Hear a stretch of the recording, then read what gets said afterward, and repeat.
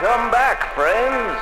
You're just in time for the Johnny Brew Show.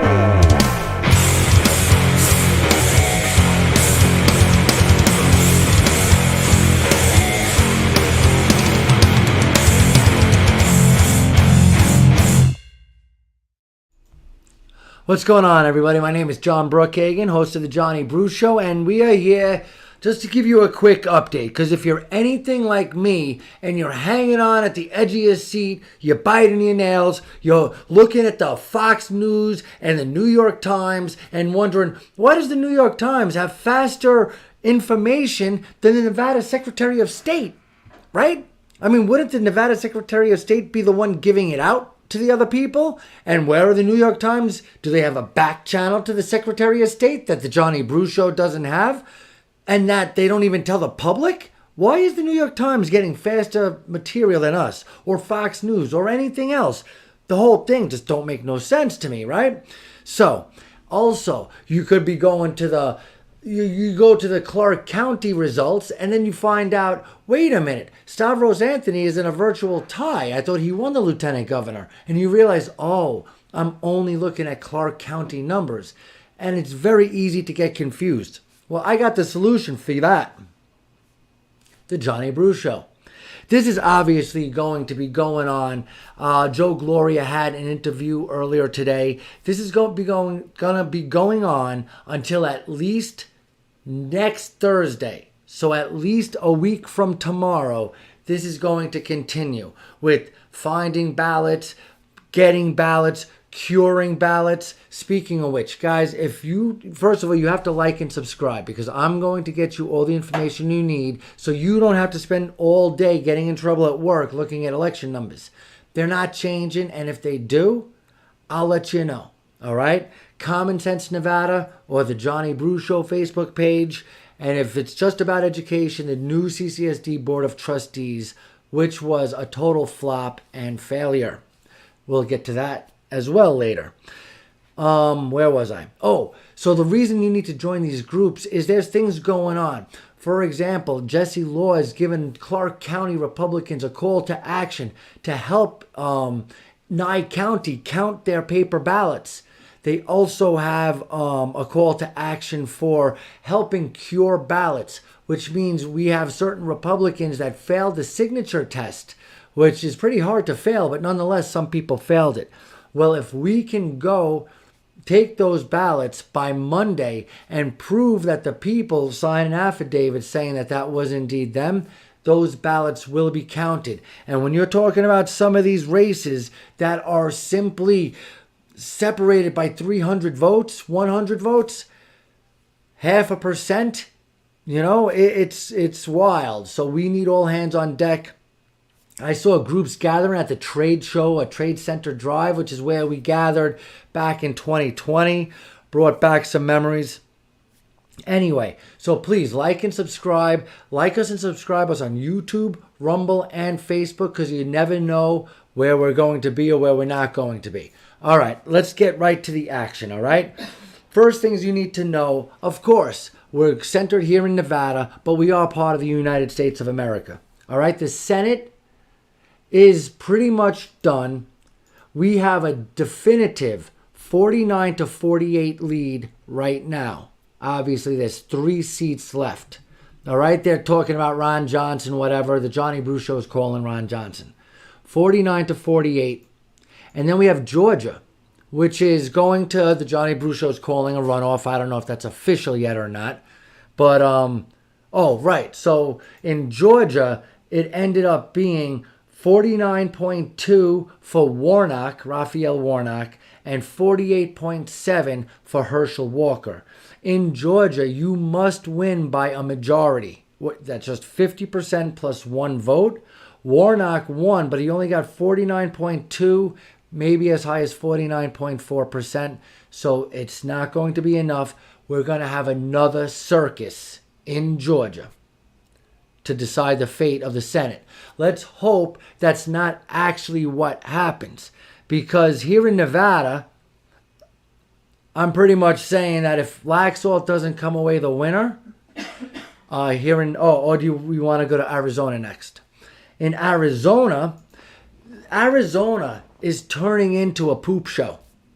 All right, this is the second time or third time in a row that there's some weird stuff going on in Arizona. But just recently, they got a big vote dump in, which made Blake Masters catch up, and he's now at 45.9% to Kelly's 51.9%. Yes, that's a 6-point deficit, but as we get into this in a second, we're going to go to the Arizona governor's race, and I'm going to let you know what Carrie Lake is saying about that race.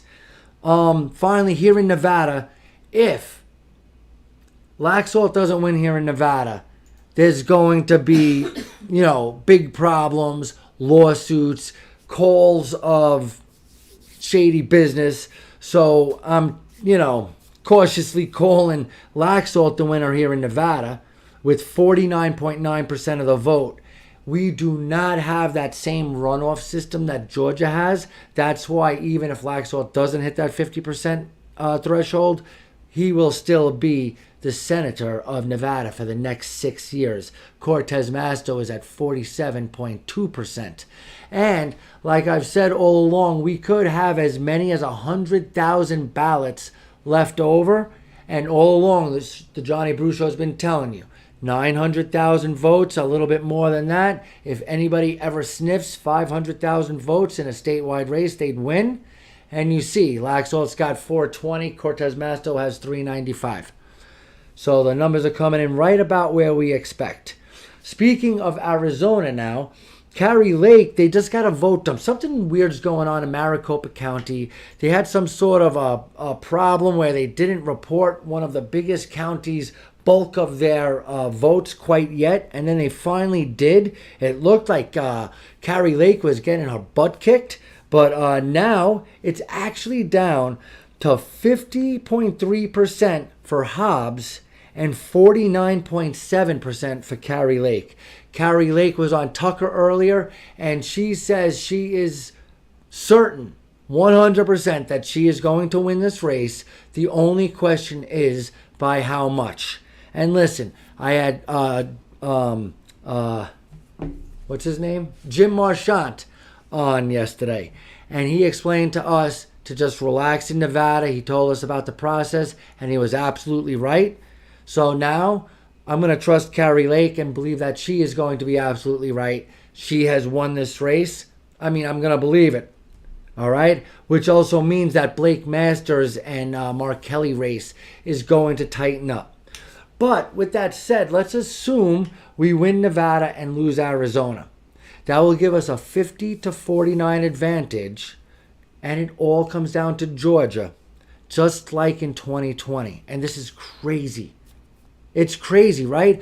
They voted, that red state voted in 2 senators in 2020 because they had that special election, and we were up 50-48, and Georgia ran in 2 Democratic senators. And now they might do it again, ruining the Senate for us and giving us no ability to do the investigations and pass the finances or the budgets that we would like to do. All right, now let's get into Nevada. All right, the House, as it stands, is 207 to 184. Republicans only need 11 more out of the 44 seats to get the majority. Guys, that is a severe disappointment. All right, the country, the tsunami, the red ocean, the elevators for the shining, none of it happened. None of it happened. Florida did great. They're red. Ohio did great. They're red.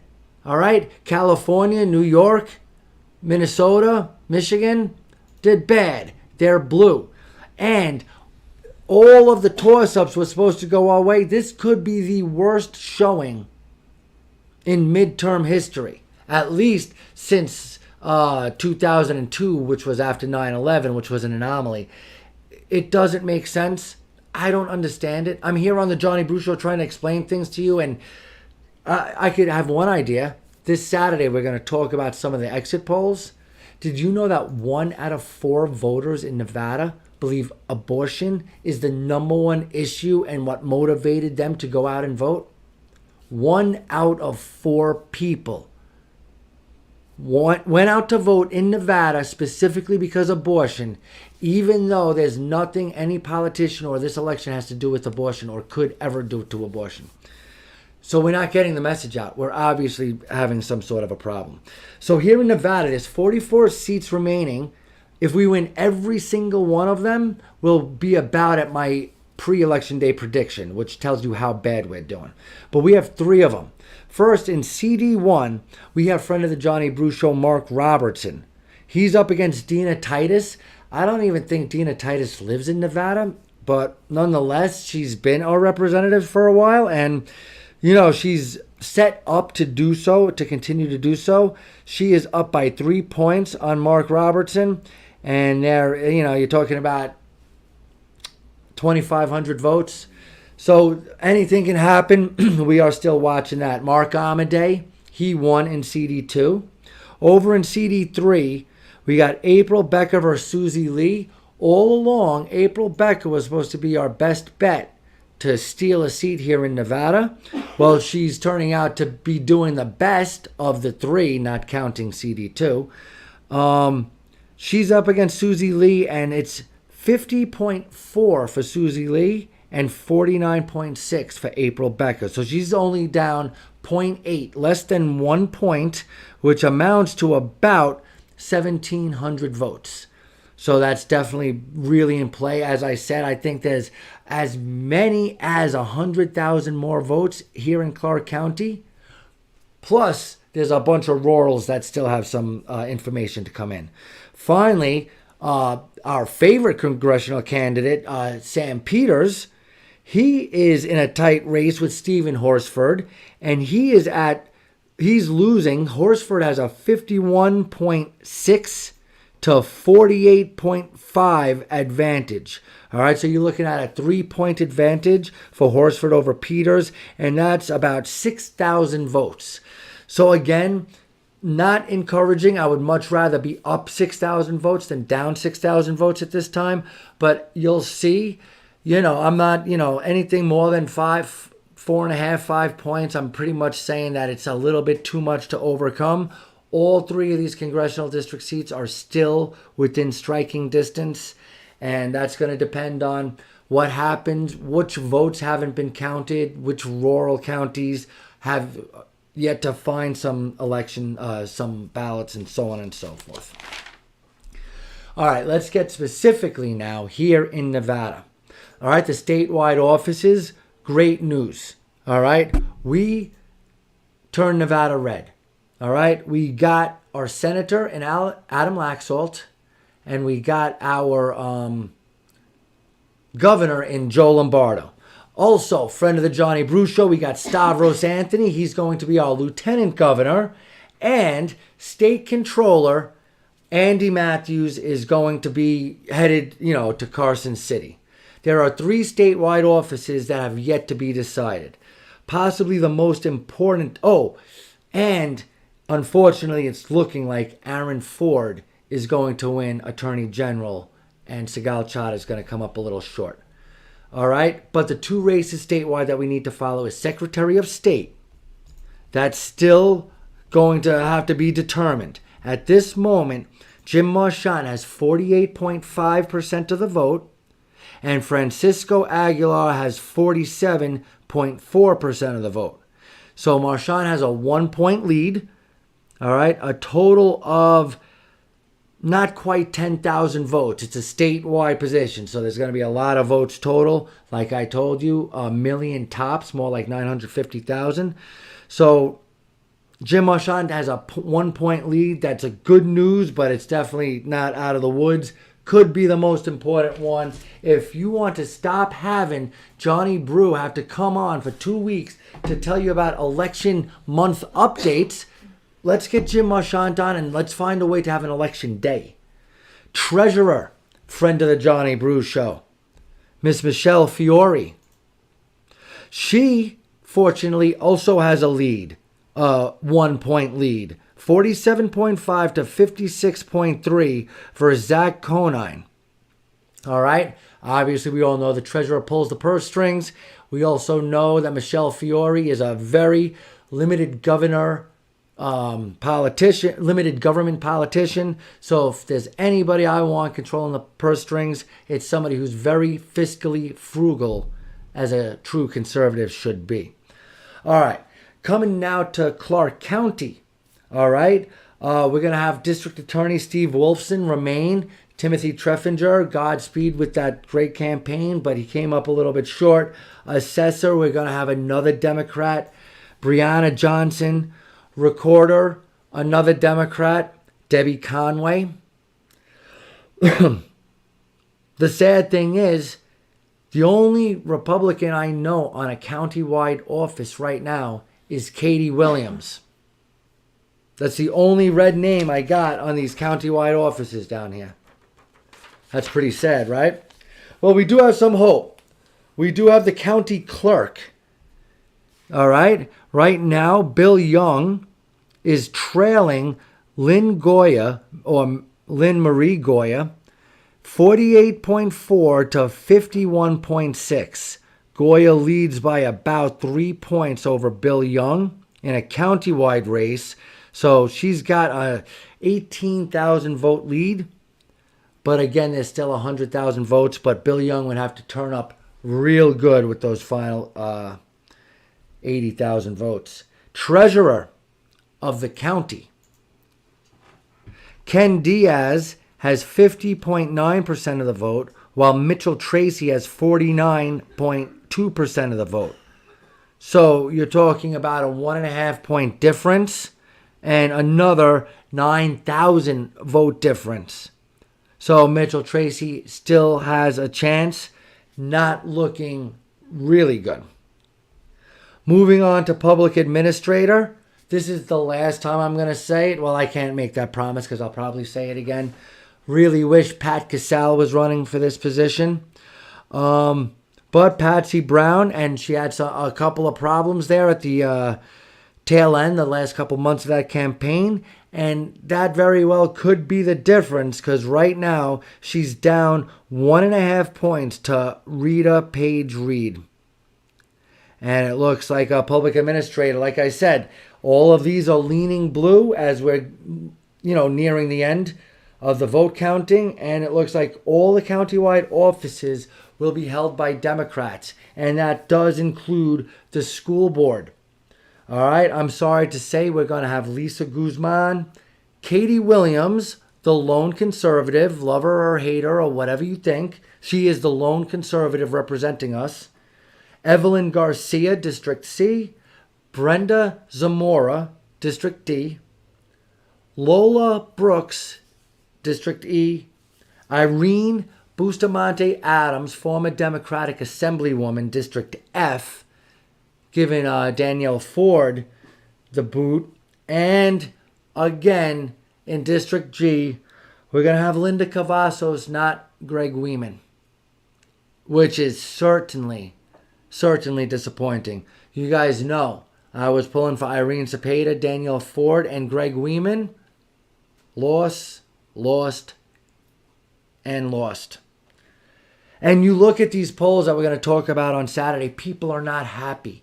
People are not happy with the way things are going. People are not happy with education. People are not happy, especially with CCSD.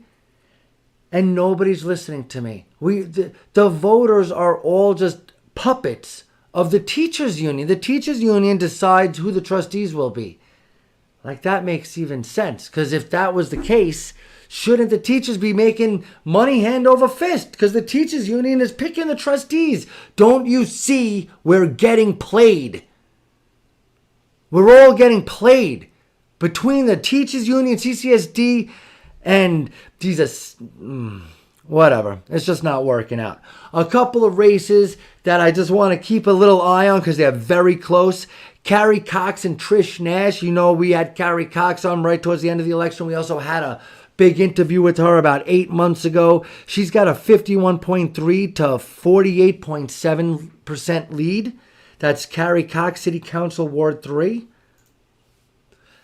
And then So, it's looking pretty good there. There are some votes come in, a lot of mail-in votes. I think they get like 12,000 mail-in votes a day. Another interesting council ward race, number 6, is going to be Ray Spencer versus Nancy Brune.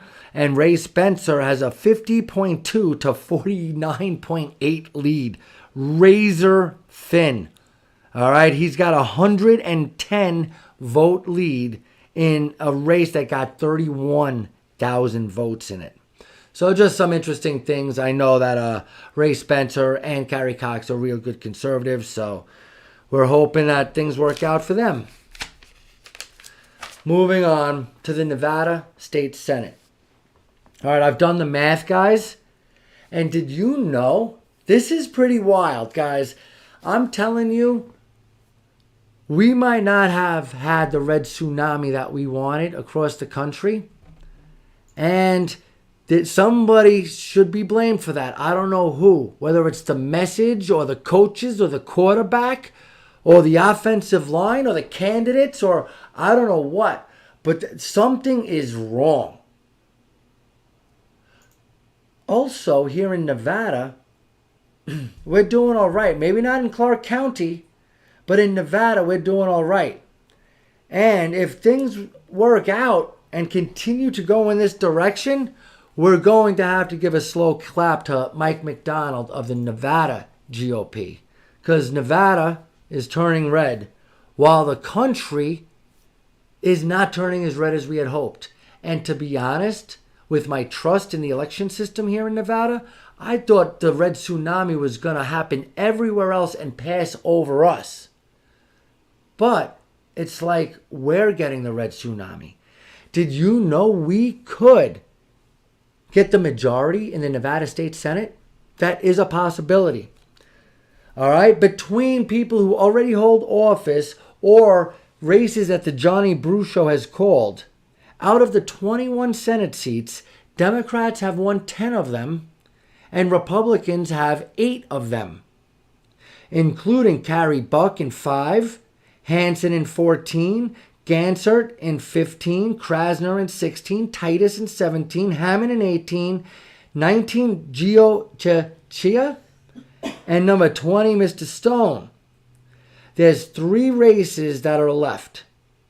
If Republicans win all 3 of the remaining races, we will have an 11 to 10 majority in the state Senate.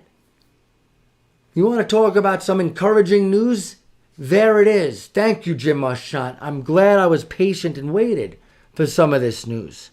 First, let's take a look at State Senate District 8.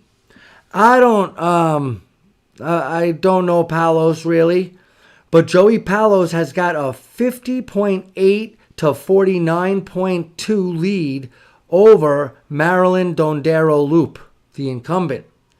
So in a race that's getting 46,000 votes, he is up 600 votes.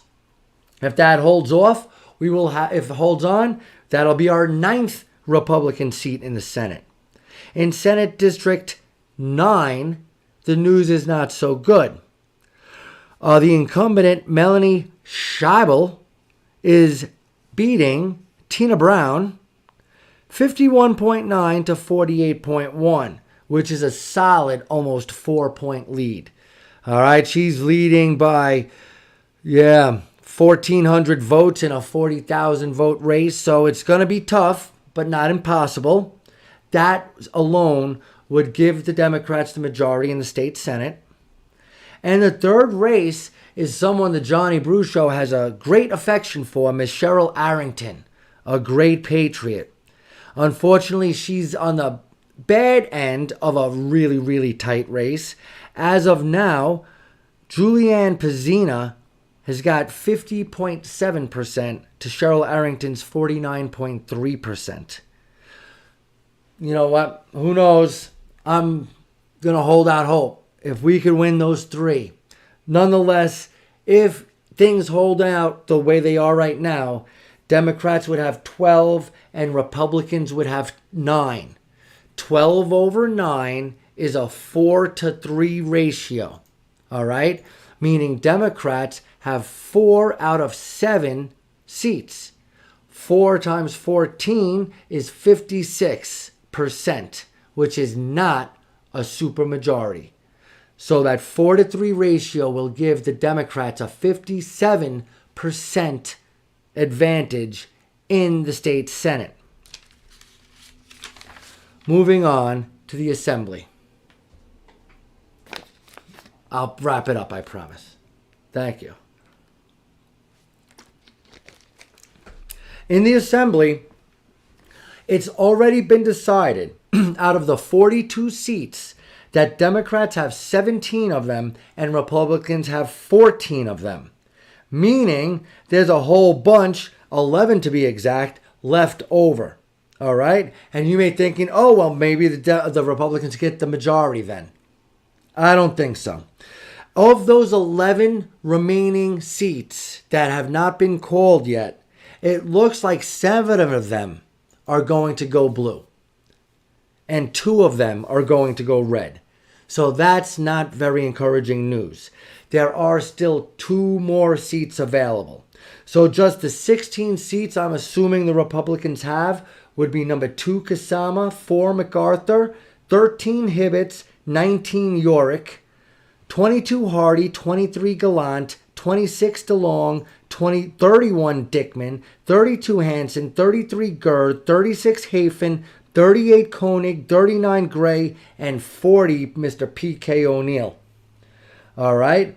Then I'm hoping let's go through it one at a time. Here we got State Assembly District 5, which has our friend Kelly Quinn trailing Brittany Miller 47.3 to 51.1%. So that's a solid 4-point lead. That's one of the ones that I believe are going to go blue. 1 out of the 11 going blue. In District 9, we have Ryan Patrick Fleming, who is down by 3 points to the incumbent Steve Yeager. All right, he's down 500 votes in District 9, a blue district. That's going to be the second one I think is going to be going blue. In District number 12, our friend Fleming Larson, who we had on the Johnny Brew Show a week or so ago. He's got a small lead of 300 votes, not even, to Max Carter II.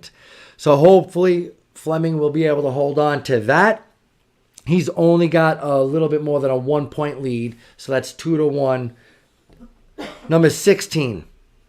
State Assembly 16 has got the incumbent with a 4.5-point lead, Cecilia Gonzalez over Jake Holder. So it doesn't look good for Jesse, but we could hope, but it looks like it's going to go blue. Number 21.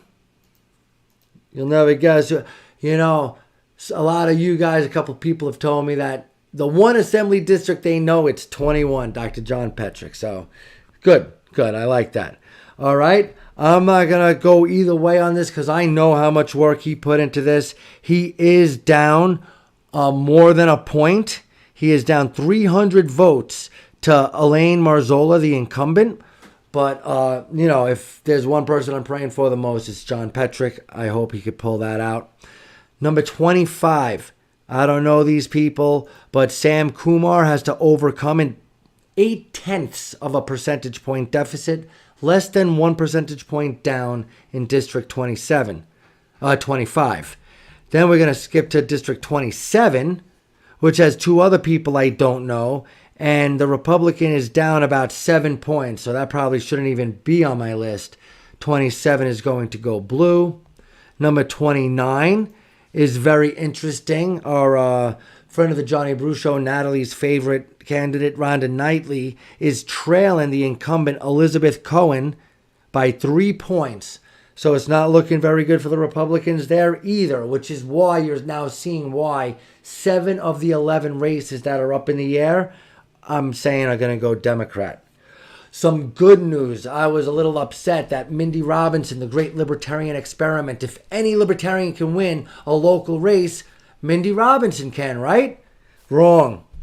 I am hearing about some weird stuff going on in her district with people having access to her as a candidate and being able to vote for her. I don't know about all that, but it is something that was said. It looks like Tiffany Jones is going to overcome the libertarian Mindy Robinson effect and still able to oust the Democrat incumbent Michelle Gorlow, as Tiffany Jones is one of the two races I'm going to push in the Republican column. She's got a 49.2 to a 47.2, 2-point lead in AD 35. 37, right up here is, what do they call that? Summerlin something, Sun City, there you go, Sun City, Summerlin. Our friend Jacob DeVille is neck and neck. Holy cow. I mean, it's like tied. 49.3 to 49.2.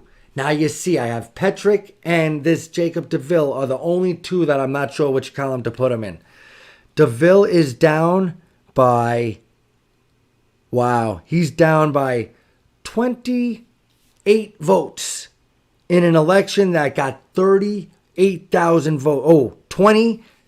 28,000 votes in this election. And he's down by like 30 votes. So anything can happen there. So with that said, if we get Petrick and DeVille, which I really, really hope, then it would end up being a 24 to 18 split of the 42 seats in the assembly. Guess what 24 over 18 as a ratio equals?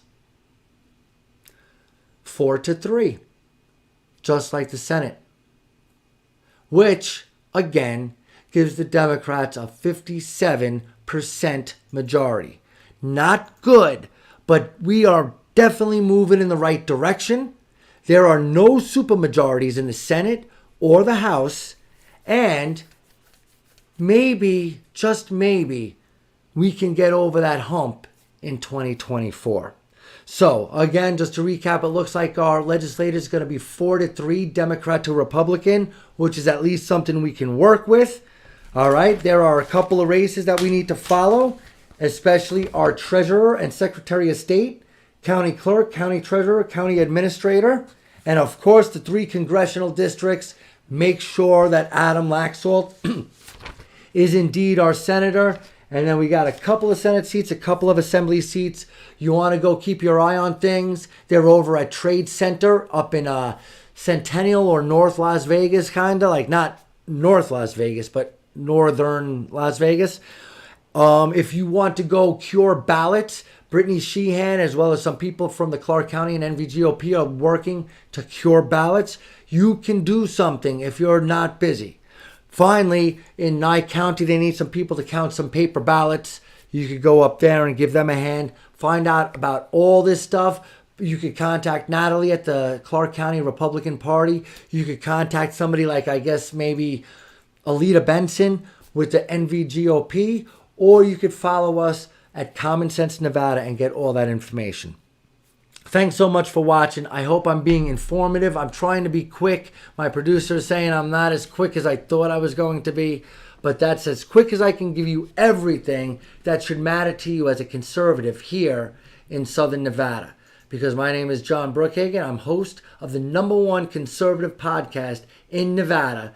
And if you want to get some comedy, you can see Mr. Irrelevant on Saturday nights. That's the PAA podcast at 11 p.m. I already said my name and what show this is. Like and subscribe.